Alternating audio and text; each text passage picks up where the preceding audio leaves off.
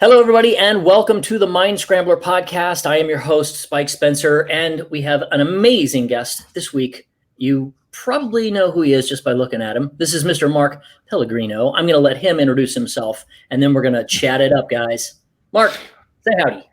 What's up, man? I think you just did a fantastic job introducing me. Mark Pellegrino, actor, acting instructor, and human.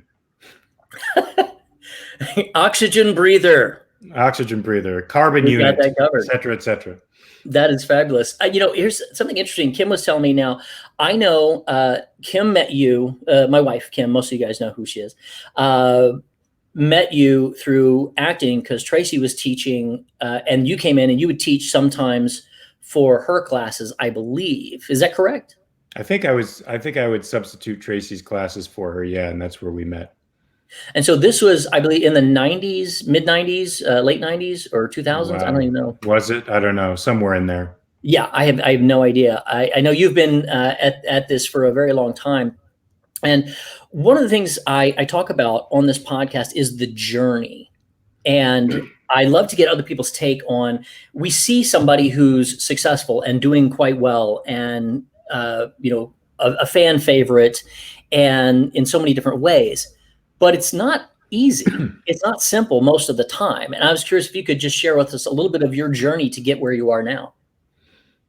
Wow, that is an enormous question. You could probably fill several volumes in. Remember, I'm 55 years old. So, I feel like the journey is primarily internal. Sandy Meisner once said it takes 20 years to be an actor. And for a long time, I struggled with that concept. What the heck does that mean, 20 years to be an actor? Because you go through basically a 2-year program learning the craft of acting, but then there's this whole thing called you that you have to deal with, where you have to learn to implement what you've learned in the real world, and you have to overcome all kinds of internal blockages to not only realize the technique itself, but to implementing it in the world. And so my journey has been one of overcoming myself. The enemies, quote unquote, out there in the world, the people who I at one time in my 20s probably perceived as blocking my progress, they weren't blocking my progress. It was me. It was me doing that and using them, giving them permission to do that, so to speak. So for me, the primary obstacle that I've had to overcome and still struggle with to this day, I think, is a self-esteem issue. It's an issue of, I am important enough and valid enough to assert myself in this moment. Whether that means I have to contradict the director's advice or stick my neck out and perform something I'm uncomfortable with, or take a stand in some other way.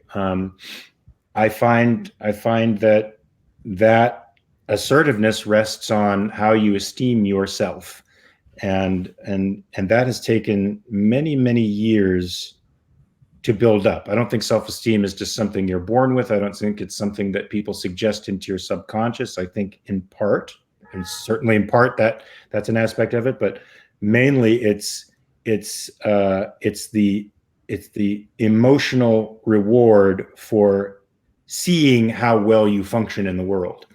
And you can only get that emotional reward once you start sticking your neck out and pushing your comfort zone and going beyond. And so you develop your self-esteem. That's what I had to do over time. That's what my journey is, I think, predominantly composed of, building my self-esteem so that I can live and act in the world the way I want to.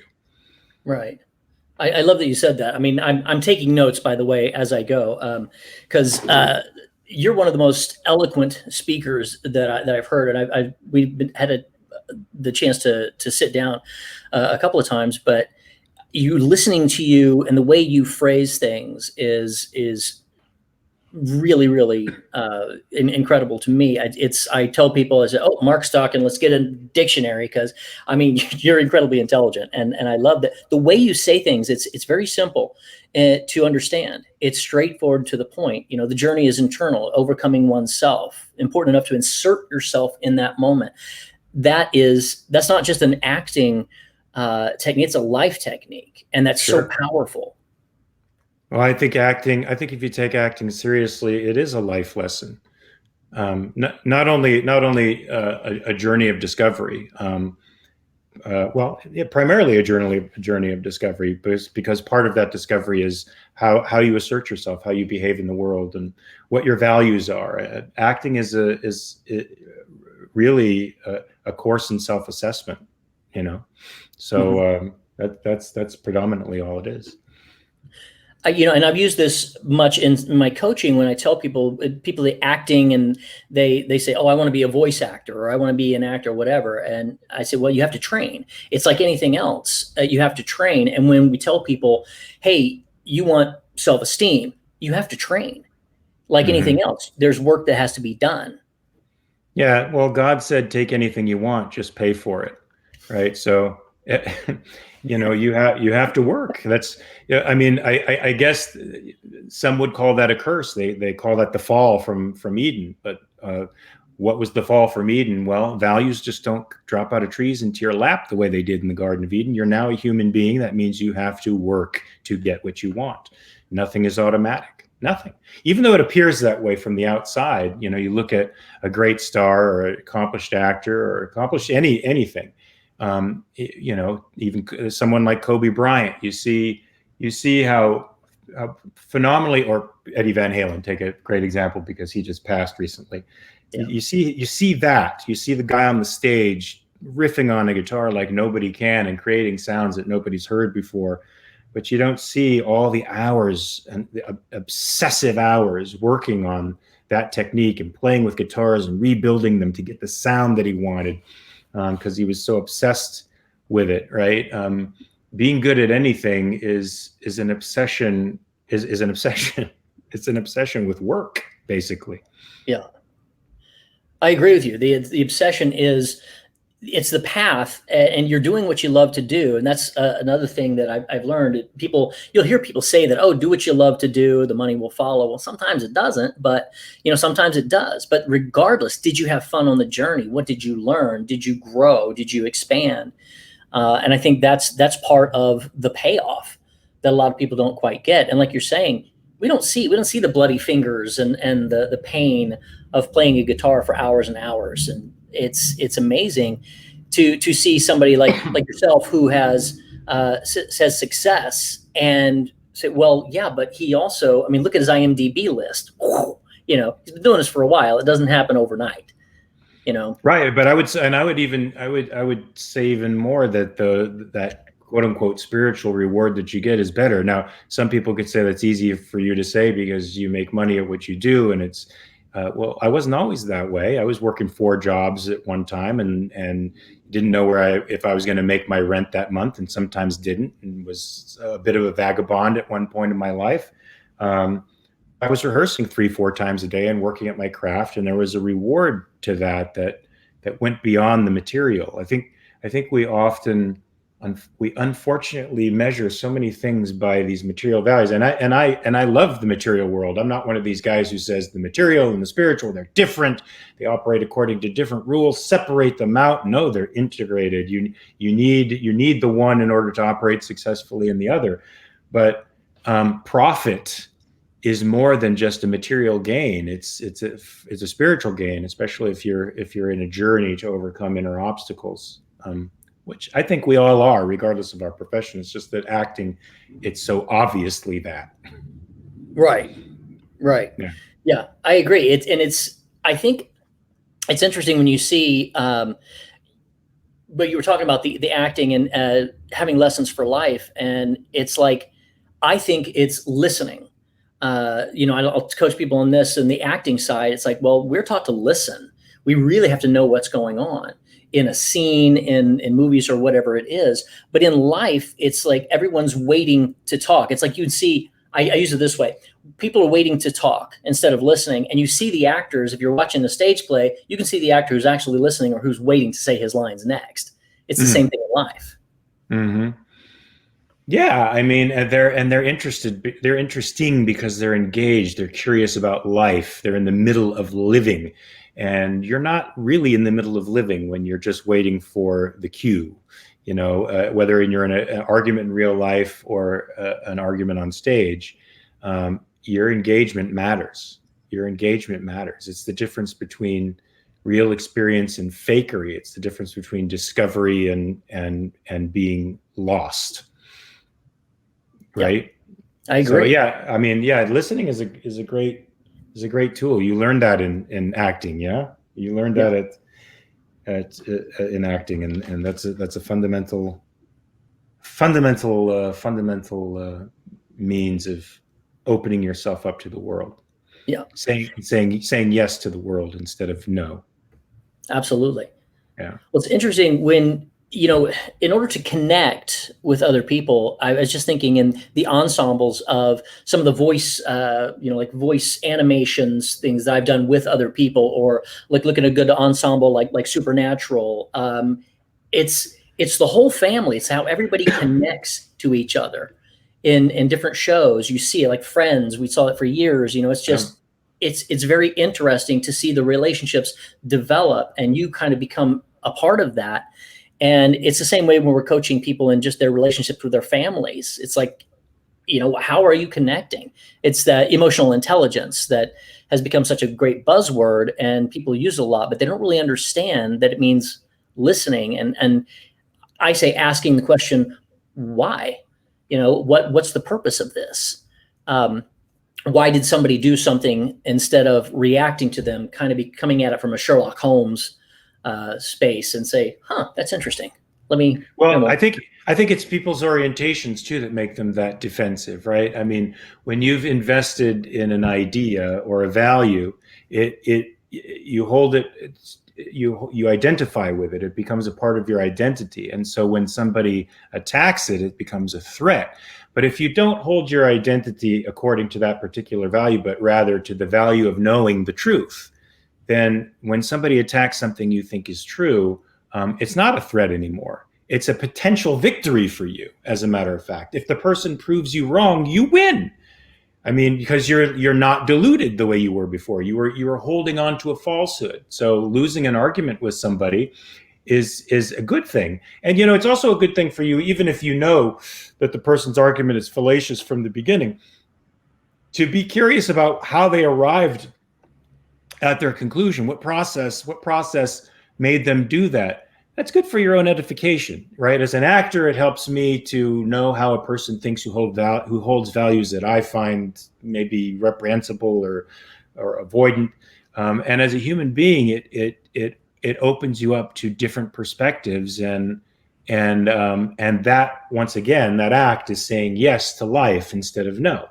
And I think that affirmative stance is very, it's good for you. It's human. It's the way you grow as a person, right? Absolutely.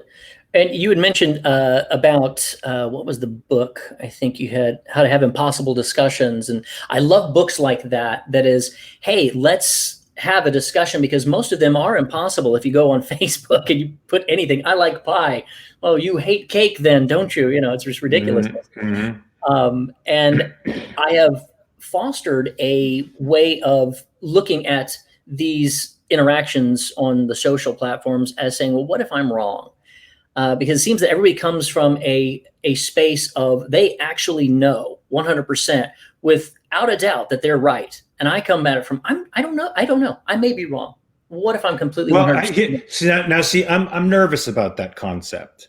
Because I think skepticism is what's killing the world, and I mean that in the philosophical sense. Not a skeptic to me isn't somebody who has some doubts and has their feelers out to find real knowledge. A skeptic doesn't think knowledge is possible, and so when you say you don't know something, it's in the skeptic vein, which is to say you can't be certain. And so you should be open. But I still think you can have wide open conversations with somebody while being certain. In other words, you have to understand that knowledge, a skeptic would call it, and some philosophers call it provisional knowledge, right? Knowledge is always changing, it's growing, it's being added to. So you have to approach every conversation as if what you know is provisionally so. It's contingent upon this, and this, but some other evidence can come in to change it. I don't say it like that. I say you can have such a thing as contextual certitude, which means that knowledge exists within a context, and that context is changing and growing. But if what you know is based on quote unquote knowledge, that means it's valid. And I don't mean just anything isn't knowledge. Real knowledge is confirmed and validated by evidence and thought. And so if you hold this thing to be true, it's likely based on a hierarchy of other either integrated observations and or thinking that it rests upon, and you can be contextually certain about it. So I could be contextually certain that liberty, that unadulterated liberty, meaning inviolable liberty, is the proper social system in which human beings must operate, and I'm contextually certain about that based on observations of human life over time. You have come to a different conclusion, that there are times in which rights need to be violated. There's such a thing as the greater good. There's this thing called the community that we have to act for, and individuals are in conflict with that. Well, you've come to your conclusions, and now let's see who's really right or wrong. Now, I can still question you with lots of curiosity, even though I'm convinced liberty is the more sound, more grounded in reality answer than this sort of this qualified liberty that is dependent upon a community. So I don't think contextual certainty closes you off to being wrong or to conversation or to being open. Right. Yeah, I don't think it does either. And the question that I ask is, what if I'm wrong? I'm not saying I am. Right. The way it gets me into the question, when two people are at loggerheads, I'm like, well, we'll just open up for a second and just say, let's hear that person's side in a different way, because what I'm seeing on social, that a lot of people are they get upset so quickly, or they're so adamant about something, and they're coming out with a piece of information. And a lot of times that piece of information, how many filters has that bad boy gone through? So that's the kind of thing. I'm like, contextual certainty. I get it. I'm with you on that. But so many different things, when you post something, it's like, well, here's an article, and everybody's, oh, that's a lie, that's wrong. And I'm like, whoa, this guy's got a whole lot more letters behind his name, and my doctor recommended blah, blah, blah, or whatever.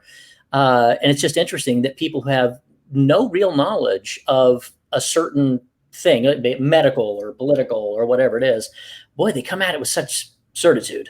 And I just go, wow, pull back a little bit. Well, like I think the age of skepticism has made reality or knowing reality questionable, and reason questionable, and it's replaced reasoning with emotional reasoning, and so people confuse feeling something very strongly for a fact, and there's nothing in the cultural zeitgeist to steer them back to this other thing called reasoning. I mean, I think emotions are great. I'm an actor, for crying out loud, but they are not, as Ayn Rand would say, tools of cognition. Exactly. They don't help you see the world. What the emotions help you identify is what you value, and what you value may be wrong. And it's important that you constantly check that. You constantly check whether what you value is appropriate. And by what I mean by appropriate is does it help or hinder my life? Does it make me more or less aware? Does it connect me more or disconnect me? Right. So yeah, exactly. And I always say, when was the last time you made a really good decision when you were emotional? That's kind of the worst time to make decisions in so many cases. Unless fight or flight, obviously. Get out. Yeah. but it's that befuddled, and it's almost what I see is people are substituting emotion, like kind of obstinacy on whatever they've got to be right rather than be correct. It's like, I am right about this thing and I'm so angry at it. I'm so quote unquote passionate, but they're not passionate. They're just emotional. And I think there's a difference, because passion doesn't have to scream. Passion doesn't have to scream, and I think it could also be directed at something wider than, wider as in the truth. What is the objective truth? That should always be your epistemic goal anyway. That should be what you're always have your eye on, not winning.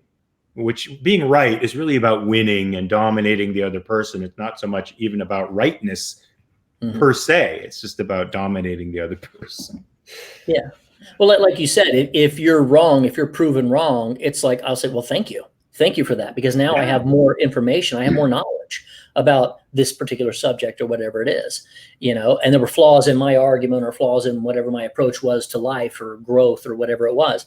And so now I've learned. I think that's that open mind idea. And I love what you said. You come into discussions as a rational individual seeking the truth. And I glommed onto that because I'm like, that is so interesting, because I'll try to be a rational person on, somebody will be attacking me for some reason on the socials, which doesn't happen very often anymore. But when I'd get into an argument and my emotions were going all day long. I remember this argument, and it would keep going over like days. You post, then you go do things, you come back and, oh, I'm outraged, and you post again. And I got away from that because it didn't make any sense. Nobody was being rational. Yeah. They came right at it from that emotion standpoint. Yeah. Yeah. Social media has been a tribal soup for sure, especially the last 6 months. And I decided to wade into the tribal wars as the guy who didn't belong to either tribe. So, and that put me on everybody's hit list in a way. But the good news is, when you're the only thinking person in the room, it's not so hard to beat up bullies who come after you, who try to win, try to dominate, try to put down. You try to enforce their tribal superiority over the other tribe, and you just point out the errors and the hypocrisies, and let the argument speak for itself. Yeah. And I commend you on that, because it's very difficult to do, to remain calm in the center of those crazy hurricanes. And a lot of the people that I work with and that I know in I guess my realm is they do get bullied. A lot of people get bullied, and they take it so personally. I've been at this long enough. I don't really take anything personally. I go, wow, you want to do what to my what? It's like, that's interesting, put it to the side. But a lot of these people do not. A lot of people, they really get hurt. And I would love to move over a little bit to your the Guardian Project, because I think that's wonderful that somebody is standing up. And I tell people, hey, this is your internet real estate is your socials, and people who come on it, they're kind of trespassing. It's just one way of looking at it. But now there's so many ways that trolls can come into even your streams or whatever it is. This is 100% mine. And then suddenly, bam, there's some horrible people out there. I'd love to hear more about the Guardian Project. Can you tell us a little bit more about that? Yeah. Well, it was inspired by experiencing the very thing you're talking about, and in huge waves. And it wasn't just bullying. I'm a big boy. I can take harsh words. It was false narratives that were asserted about me and then viralized. So they would take a tweet of mine out of context, paint a narrative about it, post that with social media influencers. That would be tagged multiple times until it created a truth. And then they would tag employers and other folks, media outlets, et cetera, to try to ruin me, to try to paint me as a particular person, which was a lie, and then take me down. And they even started a change.org petition against me. They would call conventions that I was at and say, I don't feel safe with Mark there. Based on what? Well, based on the fact that he's a transphobe and a homophobe. Now, forget the fact that I've never in my life said anything transphobic or homophobic, have been openly supportive of those communities. It didn't matter. The narrative was out there and it was sticking. Regardless of podcasts, hours and hours spent countering the evidence with the truth, nothing seemed to allay them because the truth wasn't what they were interested in. They were nihilists who wanted to destroy something, what they perceived to be bigger than themselves. Yeah, those type of people exist. So on the last round of this, where I was attacked mercilessly by teenagers in this Lord of the Flies hoarding, they're also not to be trifled with, because they're very sophisticated on internet, on social media, and they know how to magnify their voices. Many of them have 20 or 30 accounts, and they just pile on and they isolate you and they pretend like, you know, they're the voice and you're the lone person in the wilderness.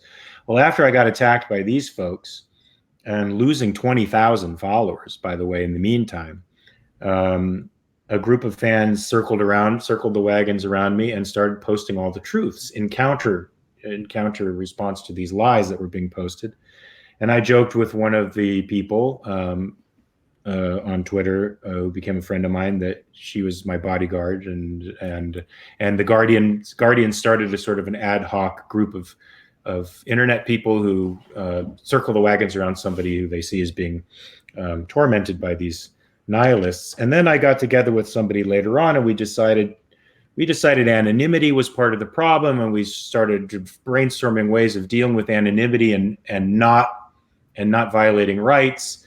One of the ways we came up with was a docu series where we dealt with two tiers of these kinds of violence. You know, the libeler, the slanderer, the person who's committing acts of verbal violence, either by threatening you or lying about you, and giving the victim a chance at some form of justice, a victim whose life has been ruined by a libel or a slanderer, giving them a chance at justice and a confrontation with this person. So the show would be centered around that. And with respect to bullies who harass people and harangue people, we would out them, and we would, if possible, get them to confront the victim, get the victim to confront the bully, and in a way that has been shown in the past to build bridges between the two, because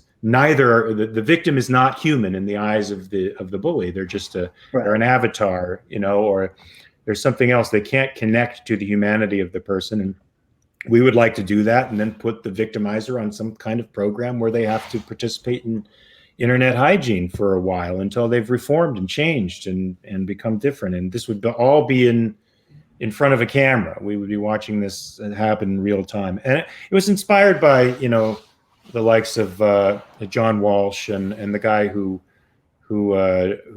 fell in love with the girl online. It turned out not to be her, and so he made a show about it called Catfish, where they out people who are fake online and drag people into all kinds of schemes and problems. And so I want to turn my pain, and it was real pain dealing with these people, into something very positive, where we give victims the resources to combat the victimizers. And we also want to talk with social media about objective standards for what constitutes speech and what isn't speech. For us, it's very simple. It's not algorithms informed by social justice theory. It's not trigger words. It's fraud. It's slander, libel, and violence. Those are the things that should be banned. And we think that universal verification is a way to do that, and we think that'll prevent the plethora of sock accounts and maybe even some of these bad foreign actors from coming in and manipulating messages online. So we have a multi-tiered, what we think is a solution to this problem going forward. Hopefully it works. Well, I think that's amazing, because, you know, it's everywhere. And now I was just seeing posting that, you know, the sophistication in digital imaging and putting somebody's face on and audio and all of that has got so to the point that, you and I could both be avatars and having this conversation, and neither of us are here, and somebody could put this whole thing together. And, oh, look what he said. Look what he said. And it's just, I guess that's kind of where I don't want to use the word skepticism, but I don't really believe a lot that I see right up front. And I'm just curious how, because I've been hit with trolls as well, and merciless. It was nuts. I had to completely stop a stream and all this because it was just rolling, saying terrible things about everybody, and it's just like, wow. How do you, in that frame of mind, what sort of the thought processes? I mean, it does hurt. It physically hurts us when something like that happens. And to overcome something like that, what would be a mindset shift that maybe, you turned it into strength with this, and you had people come to your aid. How did you, I guess I'm asking, how do you deal with that? It's hard. I think you have to see things for what they are. When you take things really personally, especially in that medium, you're not really seeing things for what they are. I think that person who is attacking you becomes a substitute for something else. When they're really just an unhappy person with not much going on, and the way they get power is by breaking things. And that's an incredibly sad place to be. So I had to shift my perspective to see how really ineffectual these people are. I mean, they might be very skilled at manipulating social media and putting out bad faith messages and tearing people down, but I mean, that is not something to be proud of, for sure. And so that person's whole frame of reference is so negativistic and so awful, so destructive, that they're to be pitied. They should be pitied, not taken seriously. And that helped me not to get all caught up in the things that they were saying, because I know their nature, right? It would be like me getting mad at my cat for not being able to carry on a conversation with me. Their nature is just to destroy and break things down because they're very weak, and weak people get self-esteem. They get a substitute sense of self-esteem by breaking things. Strong people get a sense of self-esteem by creating things. And once I realized that was their nature, I don't try to fight with them anymore. I just blow them off. Yeah. I didn't think, once I saw that, oh, they're not sincere about finding the truth. They're just pretending to be sincere so they can goad you in deep into the territory, and then into where the quicksand is, and then drop you. Yeah. But that's it. It's purely strategic. There's no desire for truth here. And once I saw that, I don't even mess with them anymore. Yeah. And I encourage, look, Gad Saad, the great Dr. Gad Saad, who I respect very much. He's a friend of mine. He's written a great book called The Parasitic Mind. He encourages people on social media to fight these people wherever you can, because they're dangerous. They're dangerous because they're creating an atmosphere of retaliatory violence for just thinking and speaking, and it's creating self-editing and fear, self-censorship that is a very dangerous atmosphere for people to be in a free society. And I used to believe that very much. That's why I fought these people. Like, hey, they're trashing my reputation. Fuck these people. I have to fight them. My reputation is on the line. It took me years to earn that. Now they're destroying it in 3 days. Right. But now I've discovered that relational aggression online isn't the same thing as the actual aggression you get on the playground. When a kid in the playground who bullies you, or in the grocery store, a guy who bullies you, at least has a modicum of more courage than the person who's doing it via the internet, because they face the very real possibility of physical retaliation. Yeah. But with the relational aggressor, the more you attempt to defend yourself, the crazier it gets. It becomes a pile-on of insanity. It's like you've been nicked in the water on the Great Reef, and the great white sharks smell the blood, and they all start coming for you at once. So I encourage people to just leave it, block and mute, block and mute. The second you see that crap, don't even engage, because that's what they want. They want you to engage them, especially if you're a check mark. Gives them Yeah. self-esteem to engage you. Yeah. Yeah. And happy people don't do that. I think Right. the irony of all of that is the amount of intelligence it takes to be able to manipulate all of the socials and all that stuff. I mean, they could make really good money as marketers. I mean, seriously, if they did it, use it for good to promote causes and people and businesses and such. I mean, wow, that's Well, really good that's stuff. true. And I've seen some very intelligent people fall to this kind of cynicism. The problem is we have an education system now, particularly advanced education, that's promoting it. It's promoting sociopathologies like this through, through theory, through critical race theory and subjectivism, postmodernism, these iterations of postmodernism that are turning out people who are averse to objective truth, averse to reason.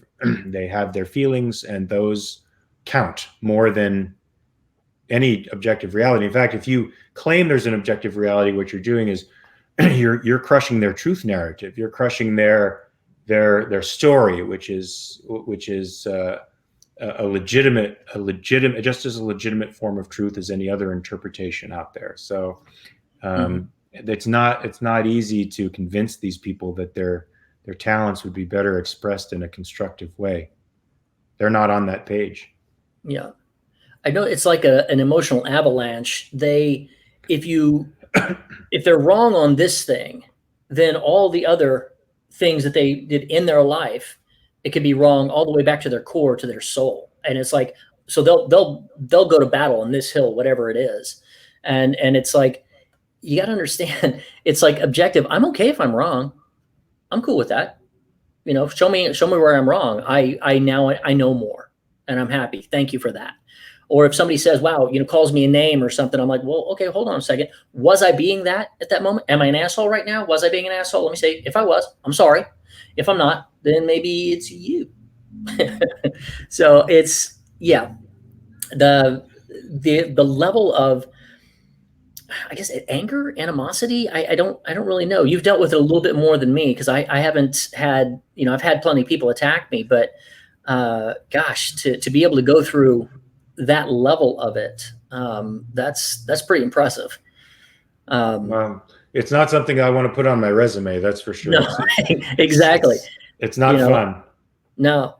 Well, and that's one of the Miserable. things. I have a group is called the Reluctant Heroes Journey, and it's all about, hey, about finding the internal. Everything is inside, to me, and the way I teach, and it's, you've got to work on yourself first. And so when something happens and I get an emotion or I'm feeling about it, I take a second and say, wait a minute. Let's calm down and see, like you said, where are these guys coming from? What do they really matter? They're not being objective. So let me be objective for a second, and just kind of calm down and work it. Because I think one of the things you said that I loved, and I don't know if you were paraphrasing someone else or this is your own, but if it's your own, I'm like, hey, let's make a meme, because this is great. You said, do bad things to yourself and the laws of nature will catch up to you. And you do bad things to others, the laws of man will catch up to you. And I love that, because it's it's straightforward. Well, that's mine. Yeah. So you can make a meme and attribute it to me. Yeah.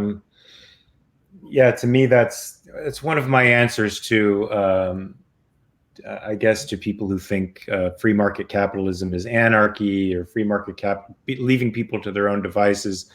They're just going to fuck the world up. That Hobbesian worldview where you're a savage, and you need fear. You need a powerful entity over you. Otherwise, you're going to do the bad thing. You're going to do the wrong thing. Well, that's not in your interest to do the wrong thing. Wrong thing means counter to reality.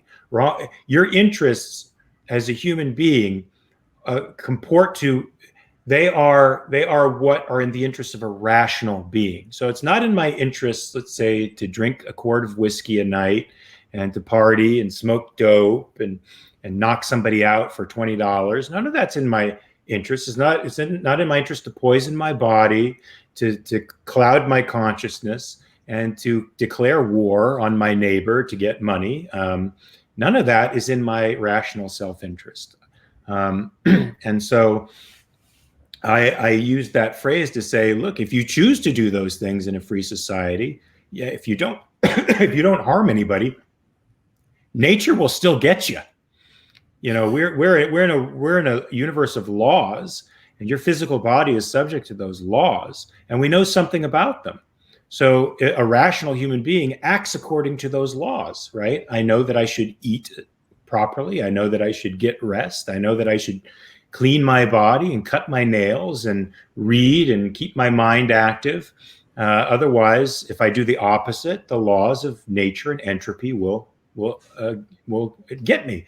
And if I do those very same neglectful things with another human being, the laws of men are designed to get me. So it's all for justification that freedom and autonomy are very good things. Mm-hmm. I think, that goes back to what you'd said earlier, and it's the idea that people are in charge of their own life. And I use the example of the internet. So when the internet comes out and suddenly it's like, okay, for actors, businesses, or whatever it is, now it's like, oh, we have all of this amazing technology and it's all up to me. So yay, it's all up to me. And then, oh crap, it's all up to me. It's the same thing. And it's like, oh my gosh, what do we do with that? And it's interesting because the people that are harming themselves, I call it suicide by hammer. It's, you keep hitting yourself with a hammer long enough, things are going to go bad for you. So you want to stop that immediately. But you're not hurting anybody else. So, but I love that. I think I will have to make a Pellegrino meme. It's a good one. It's a good one. Good. So do you have, switching to success thinking and just, I don't know if some people have things that they do in like the morning or just a general overall concept of, hey, this is what I do every day to lead me more towards successful life. Is there anything you do that, might be helpful that anybody might want to adopt? I mean, I don't know that I have a specific program other than the Jordan Peterson, make your bed, clean your room kind of stuff. I make sure I take care of myself. And is there any, besides, working out, eating properly, respecting my body and my mind, is there anything specific? No, I experiment with different things. I'm right now experimenting with Wim Hof's breathing technique. I don't know if you've heard of that. You have? Oh yeah, Iceman. Yeah, the Iceman. Yeah, it's actually quite interesting. I'm a bit enamored of it. It's only been about a week, but it's pretty interesting. I didn't know that it alkalines your body, and that I don't believe in something a cure-all for everything. So I think he's probably a little bit overstated, but. I know the effects of it for me have been interesting metabolically. I feel I have more energy, and so I make sure I do the things I need to for my body. I eat properly. I incorporate meditation, qigong, Wim Hof techniques into my daily regimen to try to counter the effects of a bad upbringing. To try to relax me and reverse my metabolic engine, so to speak, which is probably always in PTSD mode. Mm-hmm. So I reverse it with these practices, and it's just whatever values holds me as values is what I try to do. Does that make sense? Are there any particular techniques? It's interesting just to see how people focus on themselves, self-care in different ways. And there's so many people that don't even know what self-care is. They're like, what? I'm doing what? I go to sleep, like you said, Qigong or Wim Hof. And I meditation, I do talk about meditation, like simple meditation stuff. Like I teach people, hey, here's a 1-minute meditation, try that to get them started, because it's difficult sometimes, especially if you're like me and you say, I'm gonna meditate 10 seconds in, you're like, I gotta do this, I gotta do this, I gotta do this. It's like, let it Yeah. go. But I'm curious now. The Wim Hof, he's all about ice, and I am so not about ice. Yeah. So, are you incorporating ice, or is it just the breathing method? Right now I'm starting with the breathing method and I'm slipping into the cold showers. So like I'll take a normal shower. Yes, it's repulsive. I'm not a fan of that either, but I'll take my normal shower and then slowly dial it down over about 2 minutes or so till it's pretty cold. And then I'll take that cold hit for 10, 15 seconds. I have a friend who does cold showers exclusively. So I'm hoping to get to that point, but it's sort of like giving up my baby blanket, like Yeah, the shower is a place I can relax. But if this cold thing is real, if it reduces inflammation and does all this great stuff metabolically, I'm willing to sacrifice temporary comfort for the long-term gain of health. yeah. I understand. I know a lot of people in the personal growth world that are really into like Tony Robbins and other people. They have the nitro, the nitrogen bath thing. They can pop down into it and like stay there for Yeah. like 30 seconds and then jump out, and it does amazing things for them. I'm like, yes, because your body's like dying. Like Yes, you've just been jettisoned into outer space. Do you realize that? That's the temperature it is in space. your No, body's thank you. screaming to Yeah. survive. And they're like, yeah, it's really, there's good stuff to it. Like Kim does that. She has gotten to the Wim Hof, nice shower, and she does it incredibly hot. Even for me, I'm like, oh my, that's hot. And then she turns it full cold. And Yeah. if I did it, That's the screams would be deafening. that's insane. Well, I It's not. did, just doing the Wim Hof thing for about a week. I could never hold my breath for as long as I can now. Just if you do 3 sets, you're holding it a minute and a half. You do 4 sets. I haven't gotten up to 4 sets. You're holding your breath for 2 minutes. That's pretty crazy. And I could do a minute and a half easy. And I Yeah. never used to be able to do that. So I don't know what that means. I don't know if Yeah. it's changing my lung capacity or what it's doing to my body, but I can do more than I did before. So Yeah.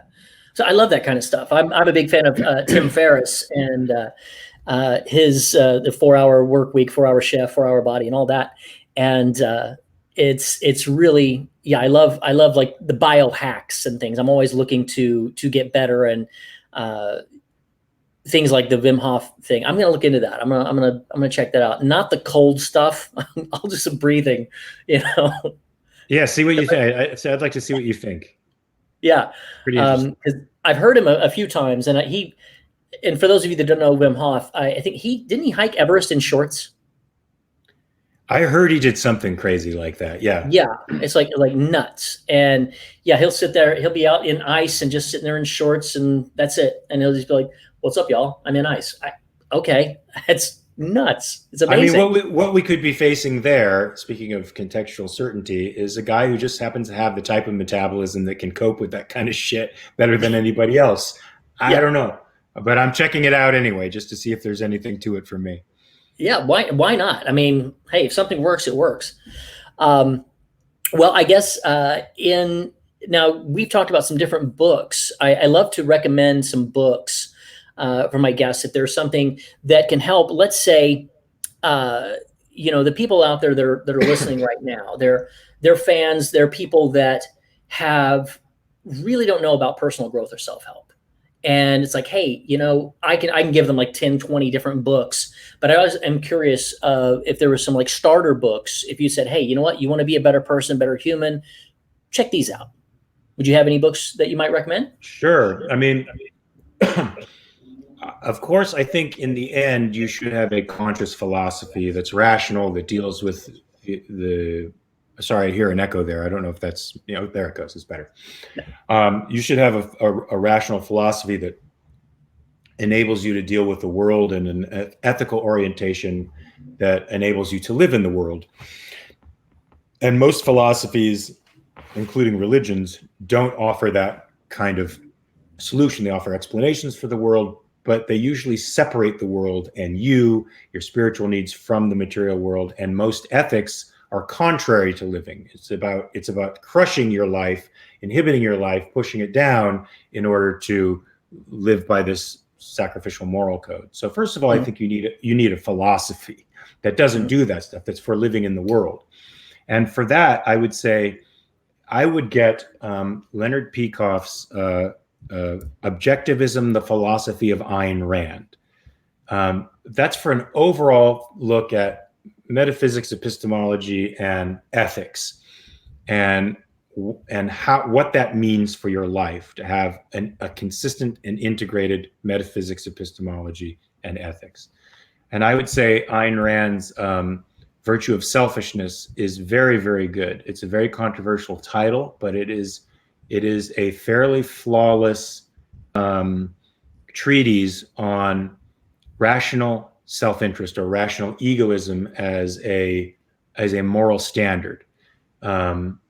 Most value systems do not have life as the moral standard. They hold some other standard like the health of the community. They don't hold human life as a rational being as a standard. And so you often find these schools putting people in untenable moral binds and producing a lot of guilt and anguish because people don't hold their own lives as a value. Well, this will teach you why it's a value. This will teach you why you are the source of values. This will teach you why it's proper to go after what you value, and why that's different from, say, malignant narcissism, or a malignant narcissist who, to the exclusion of all other people, does what the hell they want. They're not the same thing. They're often equated. I'd also say Nathaniel Branden's The Psychology of Self-Esteem is a very good book. And another book of his called The Art of Living Consciously, which sort of enables you to navigate the realm of rational egoism while you're around other people. That's sort of an important thing, right? You don't want to be an asshole, and that requires being very conscious of other people. I think with respect to communication, Peter Boghossian's book, the one that I told you about, How to Have Impossible Conversations, is very good because it's not just about communication. It's about how you think. As any communication is going to be primarily about how you think and process information, how you integrate information, and how you access that information, and being orderly and rational about how you do those things is very healthy for you as a human being. What else?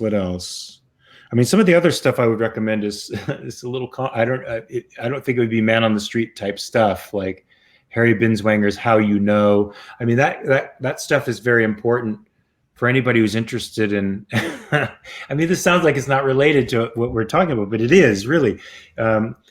How do you know? I mean, we talked about contextual certitude and whether or not your perceptions are right, whether or not you can even know anything.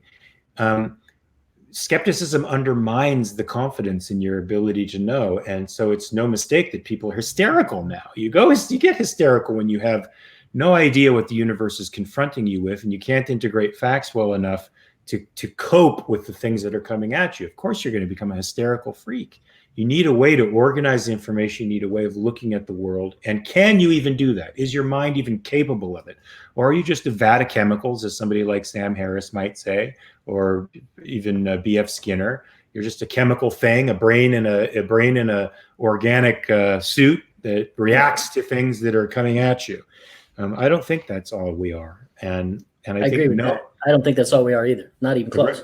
I don't think so. Right. And so I think knowing how you process information is very helpful for you to counter the skeptic out there who will come at you, not necessarily from an educated point of view. The meme, who am I to know this? Who am I to know? We see skepticism and lack of moral agency because people don't trust their minds anymore all over our culture. It's everywhere. It's epidemic.